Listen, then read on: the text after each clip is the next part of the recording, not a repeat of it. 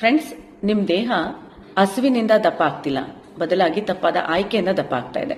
So ತುಂಬಾ ಜನ ಏನ್ ಮಾಡ್ತಾರೆ, ತೂಕ ಜಾಸ್ತಿ ಆಗ್ತಿದೀವಿ ಅಂದ್ಕೊಂಡು ಊಟ ಬಿಡ್ತಾರೆ. ಇದರಿಂದ ದೇಹಕ್ಕೆ ಬೇಕಾಗಿರೋ ಪೋಷಕಾಂಶ ಸಿಗದೆ ಅದನ್ನ ಶಕ್ತಿನ ಉಳಿಸ್ಕೊಳ್ಳೋದಿಕ್ಕೆ ಹೋಗಿ ಅತಿಯಾಗಿ ಆಯಾಸ ಪಡುತ್ತೆ. ಮತ್ತೆ ಹಾಗೆ ಹೆಚ್ಚು ತಿನ್ಬೇಕು ಅಂತೇಳಿ ಹೆಚ್ಚು ತಿನ್ನಕ್ ಶುರು ಮಾಡ್ತೀವಿ.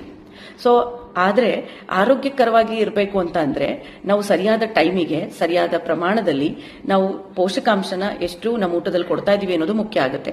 ಸೊ ನಾನು ಹೇಳೋದಿಷ್ಟೇ, ಪ್ರತಿ ಊಟದಲ್ಲೂ ಪ್ರೋಟೀನ್ ಇರೋ ಹಾಗೆ ನೋಡ್ಕೊಳ್ಳಿ, ಹಾಗೆ ಹೆಚ್ಚು ಹಣ್ಣು ಮತ್ತೆ ತರಕಾರಿ ಸೊಪ್ಪು ಇರೋ ಹಾಗೆ ನೋಡ್ಕೊಳ್ಳಿ. ಸೊ ಇದರಿಂದ ಸಾಕಷ್ಟು ನೀರು ಕುಡಿಬೇಕು ಅನ್ಸುತ್ತೆ, ಹಾಗೆ ಚೆನ್ನಾಗಿ ನಿದ್ರೆನೂ ಬರುತ್ತೆ. ಹಾಗೆ ಸ್ವಲ್ಪ ಓಡಾಡೋದು, ಎಕ್ಸರ್ಸೈಸ್ ಮಾಡೋದ್ರಿಂದ ನಾವು ನಮ್ಮ ದೇಹನ ಚೆನ್ನಾಗಿ ನೋಡ್ಕೋಬಹುದು. ನಮ್ಮ ದೇಹ ಶತ್ರು ಅಲ್ಲ, ಅದು ನಮ್ಮ ಸಂಗಾತಿ. ನಾವು ಇವಾಗ ಅದನ್ನ ಎಷ್ಟು ಚೆನ್ನಾಗಿ ಕೇರ್ ತಗೊಳ್ತೀವೋ ಅಷ್ಟು ನಮ್ಮ ಭವಿಷ್ಯದಲ್ಲಿ ನಮ್ಮನ್ನ ಕೇರ್ ತಗೊಳುತ್ತೆ. ಸೊ ಫ್ರೆಂಡ್ಸ್, ನಾನು ಸಹ ಈ ಒಂದು ವಿಚಾರ ತಿಳ್ಕೊಳ್ಳೋದಕ್ಕೂ ಮೊದಲೇ, ಅಂದ್ರೆ ನನಗೆ ಈ ಗ್ರೂಪಿಗೆ ಬರೋಕ್ಕೂ ಮೊದಲೇ ನನಗೂ ಇದು ಗೊತ್ತಿರಲಿಲ್ಲ. ನಾನು ದಪ್ಪ ಆಗ್ತಿದ್ದೀನಿ ಅಂತೇಳಿ ಊಟ ಬಿಡ್ತಾ ಇದ್ದೆ, ಅದರಿಂದ ಇನ್ನೂ ಜಾಸ್ತಿ ದಪ್ಪ ಆದೆ ಈ ತರ. ಸೊ ಹಾಗೆ ಏನೇನು ಸಮಸ್ಯೆಗಳು ಬರಬೇಕು ಆರೋಗ್ಯದಲ್ಲಿ, ಎಲ್ಲಾ ತರ ಸಮಸ್ಯೆಗಳನ್ನ ಎದುರಿಸ್ತಾ ಇದ್ದೆ. ನನ್ನ ಅನುಭವದಿಂದ ಹೇಳ್ತೀನಿ ಫ್ರೆಂಡ್ಸ್, ನನಗೆ ಯಾವಾಗ ನನ್ನ ಕೋಚ್ ಮತ್ತೆ ನಂದು ಗ್ರೂಪ್ ಅಲ್ಲಿ ಈ ಮಾಹಿತಿ ತಿಳ್ಕೊಂಡೋ, ಸೊ ಅವಾಗಿನಿಂದ ನನ್ನ ಊಟ ಮತ್ತೆ ನನ್ನ ಅಭ್ಯಾಸನ ಸರಿಪಡ್ಕೊಂಡೆ.